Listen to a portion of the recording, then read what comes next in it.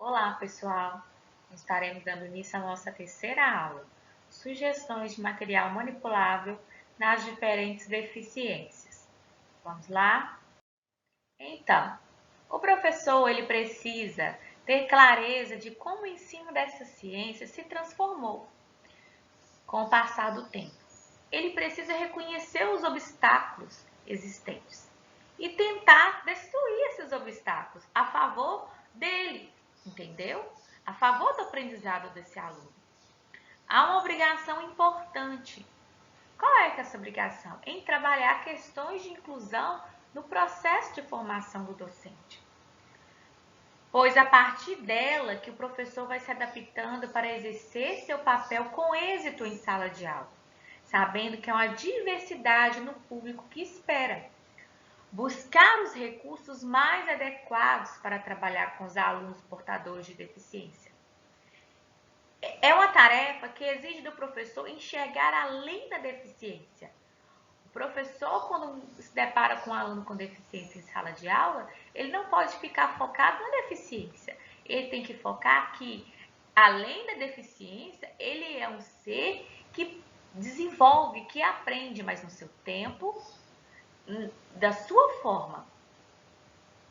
Então, tendo a criança deficiência ou não, o professor ele precisa enxergar além de tudo isso. Então, eu vou dar umas sugestões durante as aulas sobre algumas deficiências que nós, como profissionais, podemos nos deparar em sala de aula. E precisamos conhecê-las, né?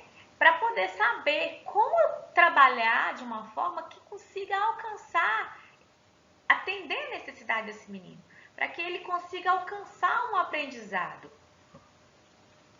Deficiência visual. A deficiência visual é definida como perda total ou parcial, congênita, que é desde a nascença, ou adquirida da visão. O nível de capacidade de percepção visual pode variar, o que determina dois grupos de deficiência. Próxima cegueira, quando a pessoa ainda é capaz de distinguir luz e sombra, mas já emprega o sistema Braille. Cegueira, não existe qualquer percepção de luz. Baixa visão, leve, moderada ou profunda. Baixa visão ou visão subnormal caracteriza-se pelo comprometimento do funcionamento funcional dos olhos, mesmo após o tratamento ou correção. As pessoas com baixa visão podem ler textos impressos, ampliados ou com uso de recursos ópticos especiais. Essas crianças com baixa visão, ela consegue ler, ela utiliza, tem alguns meios para ela conseguir, como esses recursos ópticos especiais. Ela utiliza a lupa. Você, como professor, pode fazer um texto ampliado, num tamanho maior, mudar a fonte, para que essas crianças tenham facilidade, utilizando a lupa, de reconhecer o que está sendo escrito. Então, pessoal, qual material didático manipulável usar com essas crianças com deficiência visual? Estarei dando alguns exemplos de material manipulável. Lembrando que no Google tem vários tipos de materiais que você, como professor de matemática, pode estar utilizando em sua sala de aula para favorecer o aprendizado dessas crianças.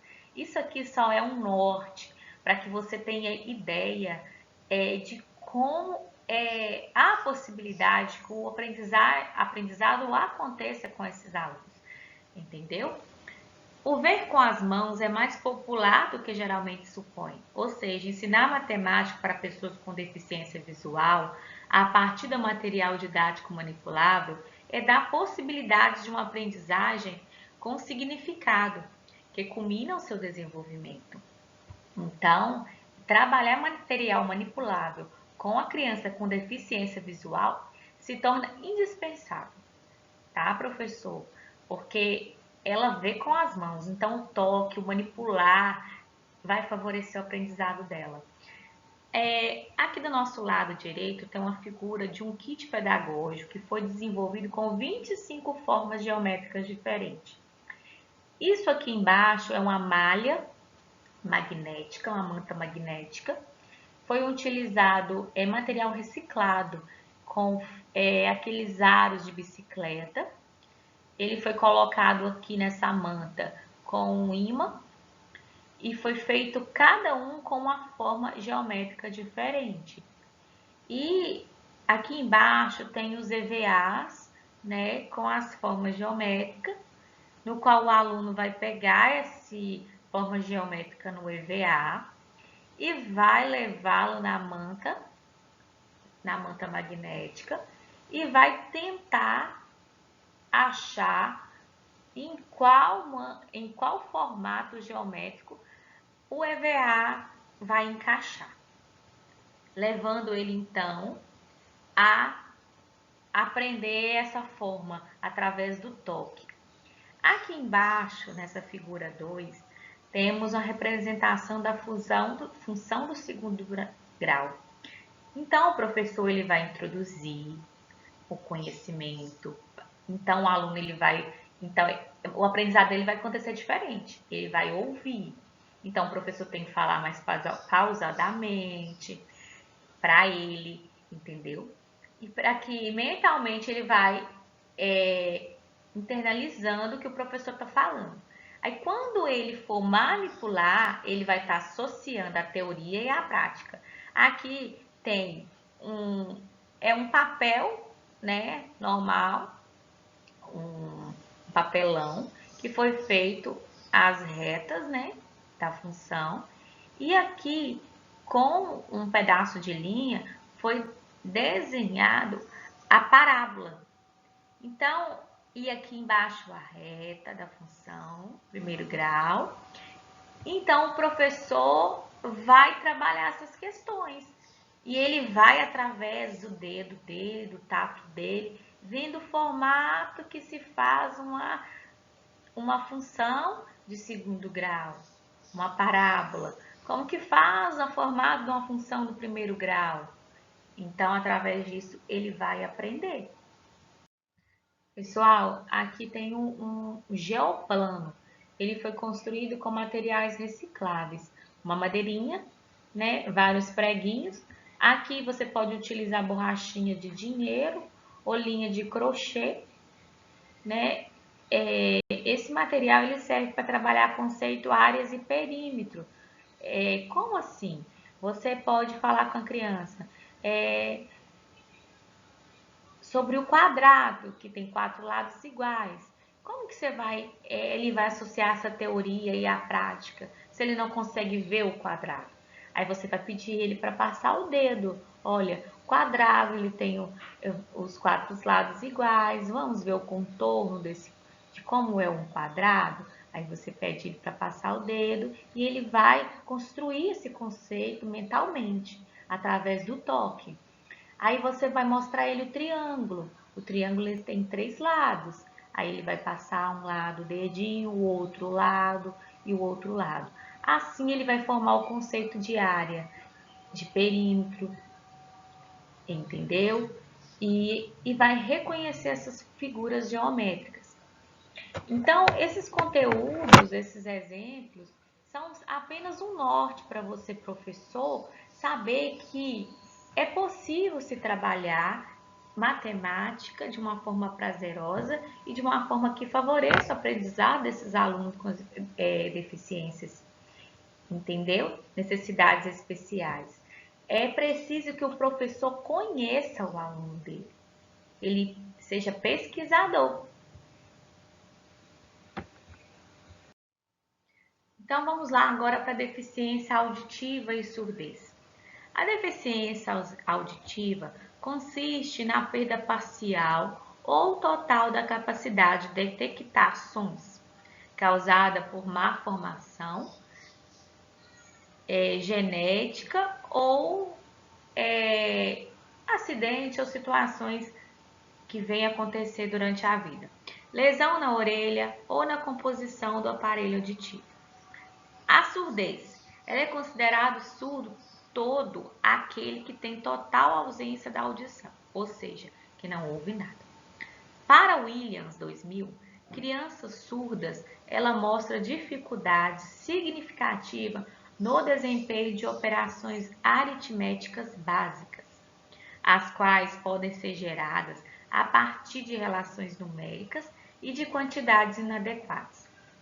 Além do mais, adolescentes com impedimento auditivo têm demonstrado atrasos acadêmicos similares com respeito à matemática avançada. Os surdos apresentam mais dificuldades com a noção de oposição do que a noção de similaridade, bem com a dificuldade na produção de sequências, quando a tarefa envolve colocar objetos ou números em uma dada ordem. Aí aqui nós temos também alguns exemplos de materiais para facilitar o aprendizado dos surdos. A tabuada para surdo, que tem como finalidade ensinar a multiplicação para os alunos inclusos, sendo assim uma forma mais prática e mais divertida para eles aprenderem multiplicação. Isso aqui é um material barato, utilizado com tampinha, papelão. O professor mesmo ele pode confeccionar na casa dele. Né? O jogo de memória, pensado para o ensino de uma matemática para alunos surdos, podendo ser utilizado para diferentes conteúdos em diferentes anos. O jogo da memória desperta o lado lúdico da matemática. Ela influencia o aluno a descobrir os resultados a partir de operações básicas, tornando-se um material de fácil compreensão para alunos com deficiências auditivas. Deficiência intelectual é funcionamento intelectual inferior à média. Limitação associada a duas ou mais áreas da comunicação, entre elas a comunicação, cuidado pessoal, habilidades sociais, saúde e segurança, habilidades acadêmicas, lazer e trabalho. A criança ela pode apresentar em uma dessas áreas, ou em duas, ou em mais, ou em todas essas áreas. A criança ela aprende no seu tempo e ritmo próprio. Então, não adianta o professor tentar compará-la com a criança normal, porque não vai ter sucesso. Ela precisa de um tempo e um ritmo próprio para a necessidade dela. O autor Barbel, ele conclui que os deficientes mentais, ele pensam com a lógica e raciocinam, mas só consegue atuar com a lógica quando os objetos estão apresentados, né, de forma concreta. Então, ele consegue atuar com lógica quando os objetos são apresentados para ele de uma forma concreta. Então, o professor apresentando para esse aluno com deficiência intelectual um conteúdo, introduzir um conteúdo, associando ele a um concreto, vai ter muito mais êxito do que um professor ele introduzir um conteúdo de forma abstrata apenas no quadro. Então, esse aluno vai apresentar muita dificuldade de aprendizado. Então, mesmo que ele esteja lá no nono ano, nos anos finais, ensino médio, ele vai precisar do concreto para auxiliar, facilitar o aprendizado dele na disciplina de matemática, e entre outras. Sugestões de materiais.